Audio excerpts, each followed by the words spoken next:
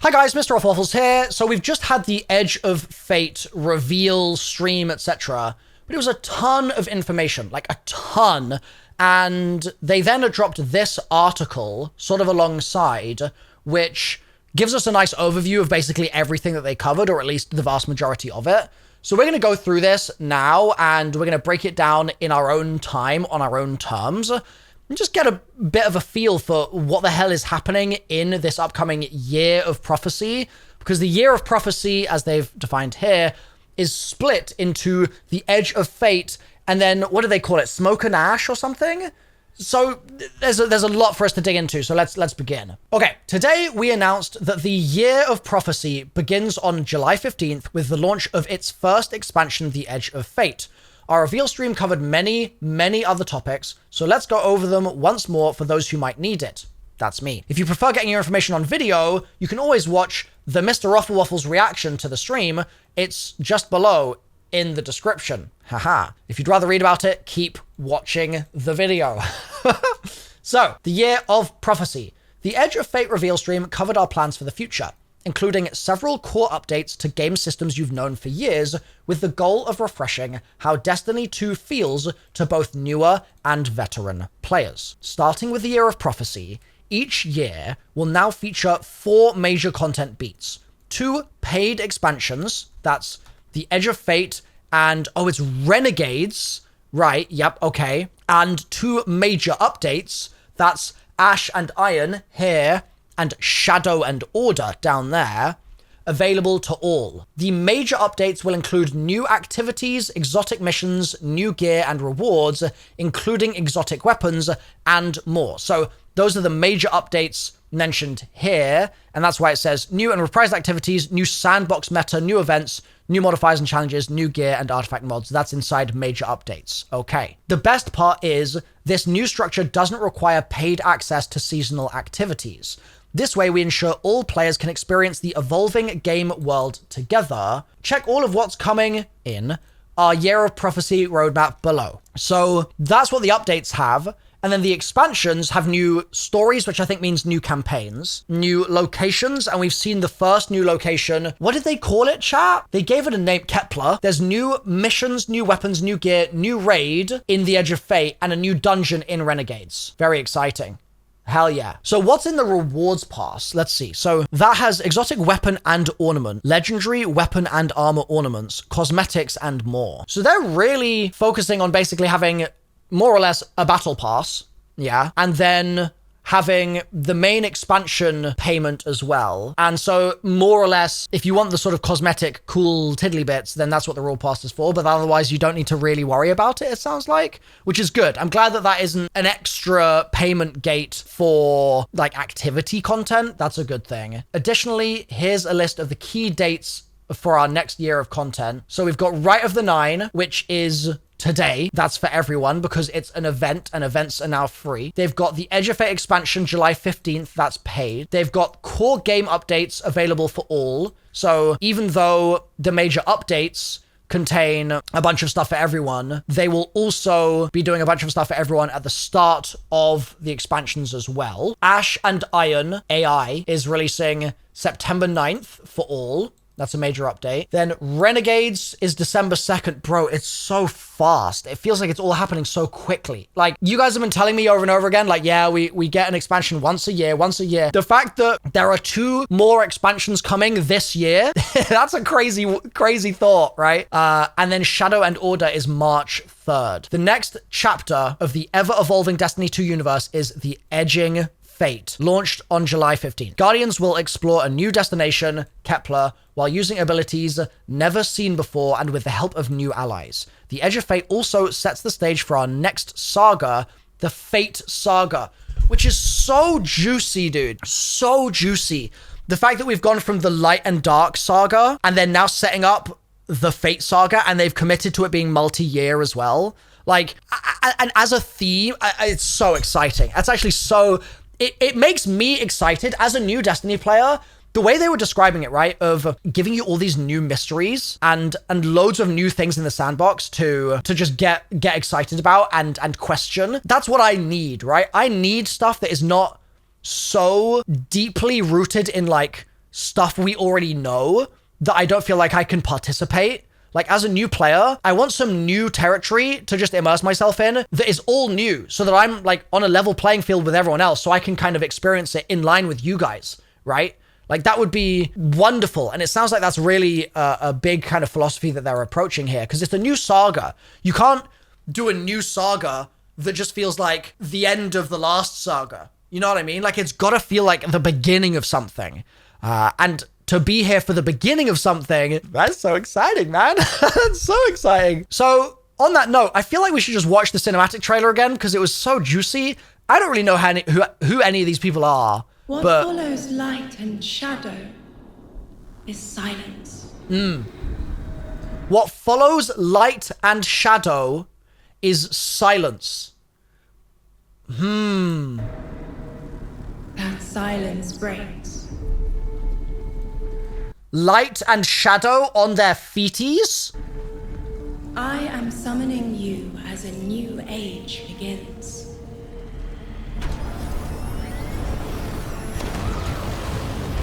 I see sapient life turn to each other.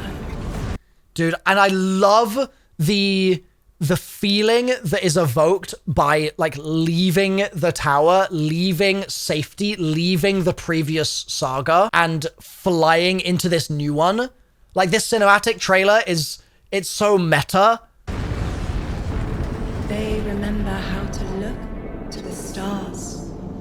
And that as well, like, how the Destiny team have said multiple times that it's gotten to a point in Destiny where we've kind of stopped questioning and that sense of wonder has dulled a bit and it's dampened a little bit. We've kind of become a little set in our ways, and our expansion formats and things like that have kind of restricted us in certain ways and things like that. Whereas now they're all about, like, we want to create that sense of wonder again. We want to remind Guardians what it's like to look to the stars with wonder. And that's exactly what she's saying here, bro. The stars. They remember curiosity. Yes. They remember how to thrive. Oh. But they have forgotten. And that's what we saw. We saw that in the chess cutscene when we unlocked that. They forgot we were here long before the Traveler. My bad. My bad, Queen. They forgot that they need us. But they are fated to remember. Fated. I will remind them. I'm sure you will. But not through me. Find someone else.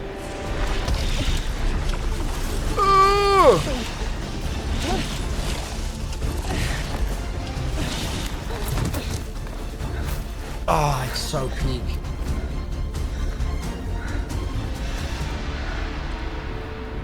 My will is my own. And that's so important as well, because this whole story is about the Guardians coming up against their predicted fate and choosing whether or not they're going to accept that, right? And fighting against it. And if she's doing it on her side as well, cinema.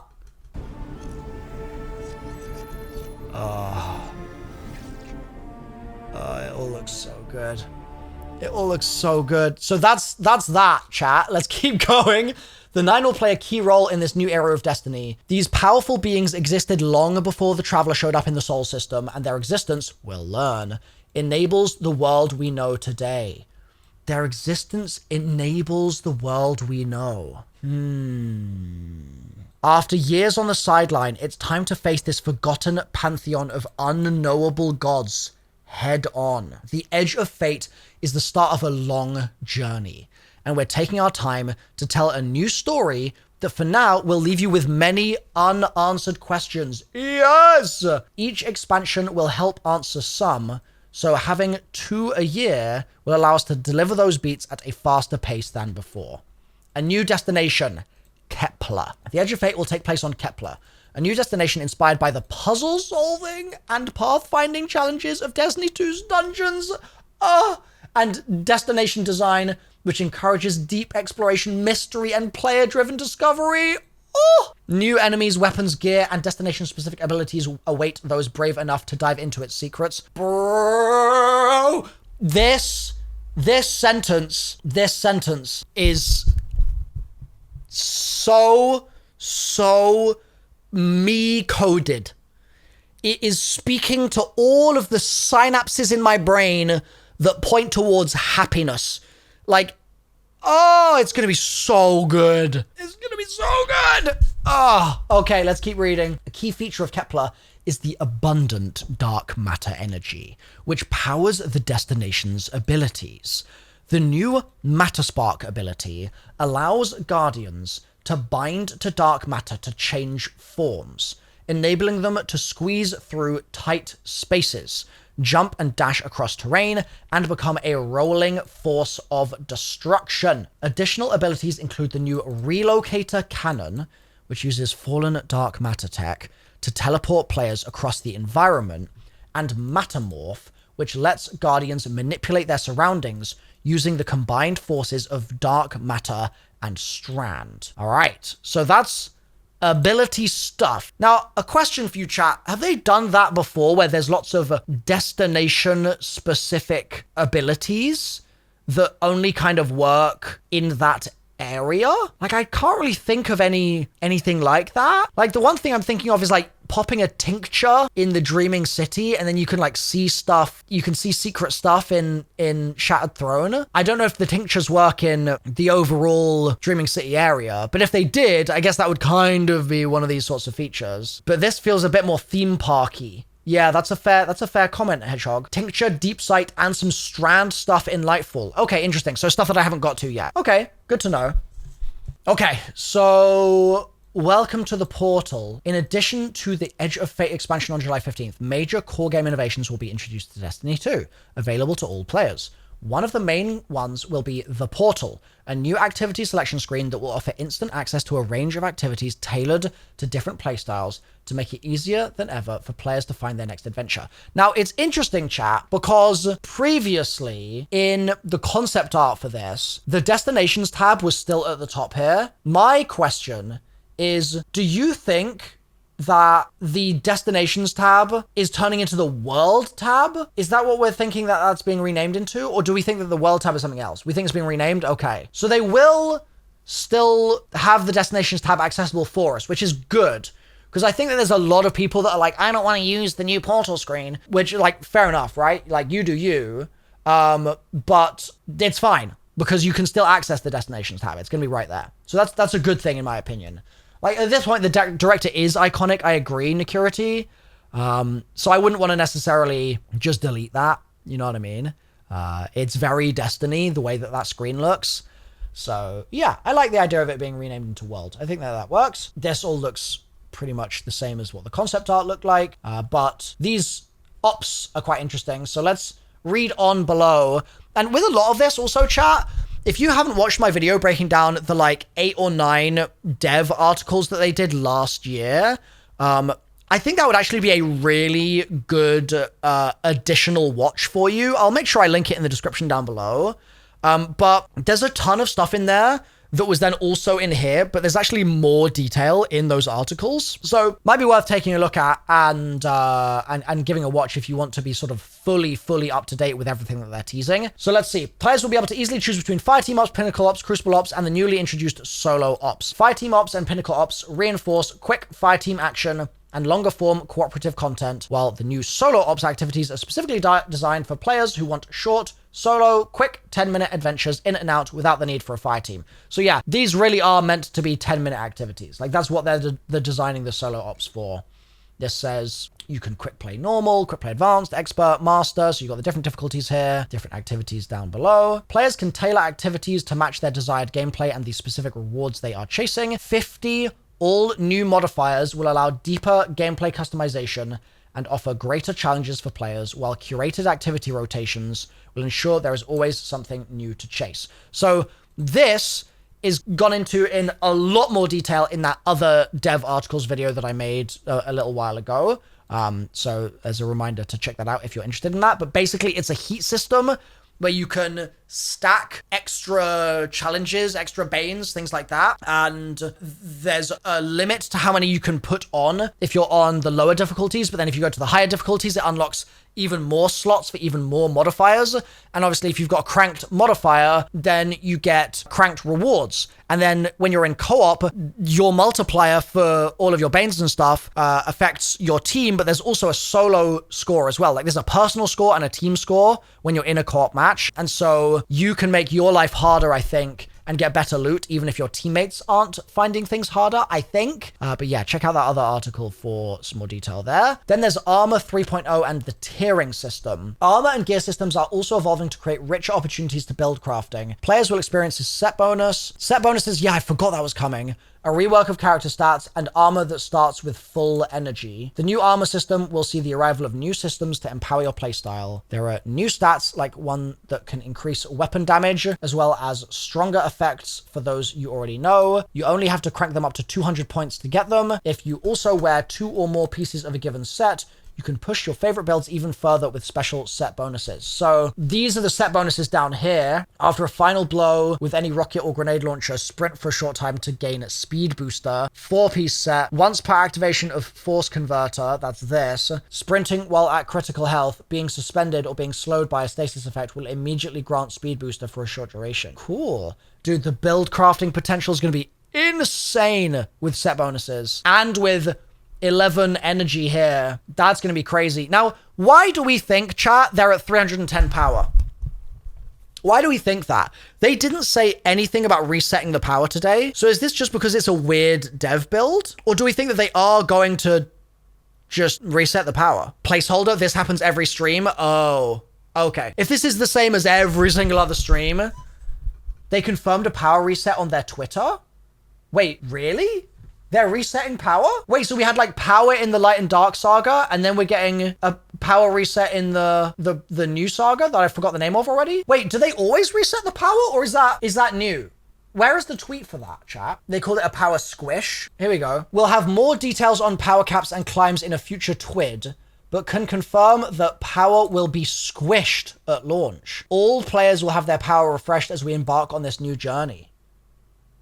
Wow. Power squish. Interesting. No, they're just resetting artifact power. That's not what they're saying here. Power is being squished. They've never fully reset power before, only increased cap and floor. Yeah, this is a big deal then. So the power is getting squished. We also, up here, they said there's new stats, like one that can increase weapon damage. And I struggle to see a world where you don't just want to full spec into weapon damage. Like, it's cool because it's going to allow you to create like glass cannon builds where you're just low resil, high weapon damage. But surely you're just always going to want the weapon damage, right? Maybe?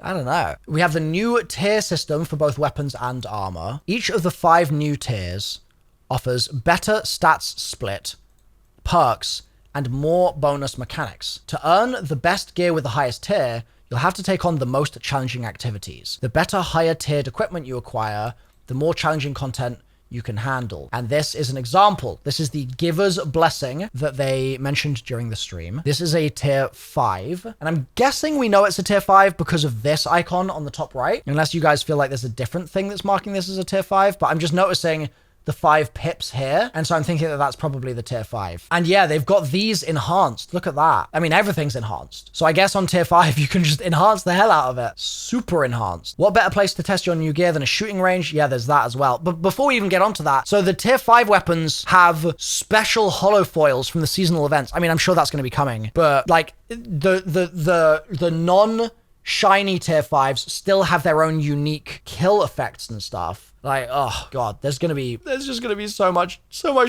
to chase. What better place to test your new gear than the shooting range? It's coming 3 weeks after the Edge of Fate is live. A permanent area you can load in with your whole raid group to test damage to all kinds of enemies, from red bars to bosses. Ammo is on us. I love the vibe in this room. I think it's really cool. The fact that we're getting a shooting range at last is just like cinema. We'll share more information about how the new systems work and how your current gear will live in this new system in the coming weeks. Stay tuned. I mean, there's more in the article, right? But just on that note, like if you're watching this as a YouTube video, make sure you're subscribed because I will be covering all of this updatage and we'll be trying to sort of fumble our way through and understand it all together because there's going to be a lot to learn. Renegades arrives December 2nd. I'm just seeing in the chat, Tom saying, yeah, new power reset really is D3 territory. Low key, I agree. That feels like a D3 kind of thing, you know? It really does. So, during the Destiny 2 Edge of Fate reveal event, we also announced Destiny 2 Renegades, the second expansion in the Year of Prophecy, slated for release December 2nd, 2025. Inspired by the legendary Star Wars universe, Renegades merges Destiny's distinctive storytelling and gameplay with themes and elements drawn from the iconic sci-fi franchise. The reveal featured a brief cinematic teaser showcasing Renegades, a definitive Destiny expansion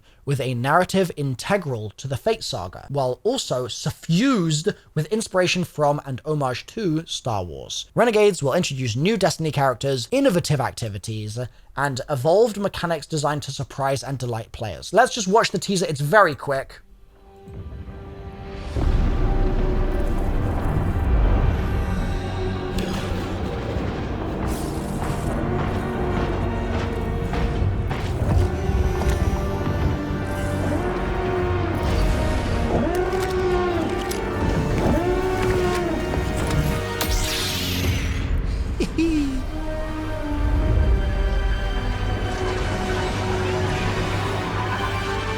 I've seen a lot of people really divided on this in the chat. I think this looks cool, man. I'm gonna be straight up. I just think it looks cool. Take everything else out of the picture. I think the coolness factor is very high. It's very high. Edge of Fate pre-orders are now available on all supported platforms, PS4, PS5, Xbox One, blah, blah, blah, blah, blah. And the Edge of Fate pre-order, the Edge of Fate campaign, new raid, 1 active rewards. Oh, so the expansion or the pre-order of the expansion gives you the battle pass. I thought that was a separate purchase. So that's good. I like that they're doing that. I guess that means that there's a world where players who don't buy the expansion can still buy the battle pass, so they can still get the cosmetics from the free events, which I guess that makes sense. Pre-order exclusive exotic ghost, pre-order exclusive legendary emblem, Year of Prophecy edition pre-order. Wait,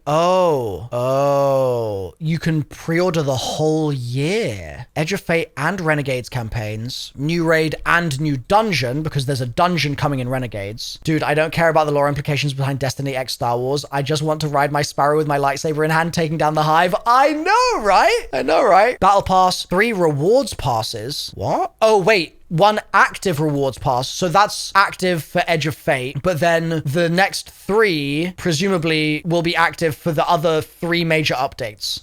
Probably, right? So you actually don't get a battle pass for Ash and Iron in the Edge of Fate pre-order. It seems like, at least. Then the Edge of Fate pre-order exclusive exotic ghost and legendary emblem, as we said above, but then Renegades, you also get exotic ship and legendary emblem. Okay, and then Year of Prophecy Ultimate Edition gives you all the same stuff, but you also get the new Land Beyond ornament and catalyst available at launch of Destiny 2 The Edge of Fate. You get all this stuff from the above. You get the Year of Prophecy exotic emote, Year of Prophecy exotic Sparrow, available July 15th. Dark Side Legends bundle, 3 full armor ornament sets, 1 for each class, instant unlock. And I believe that's Darth Vader, right, chat? And then Secret Stash, an exotic cosmetic, an exotic cipher, 2 ascendant alloys, 3 shards, delivered with each seasonal update.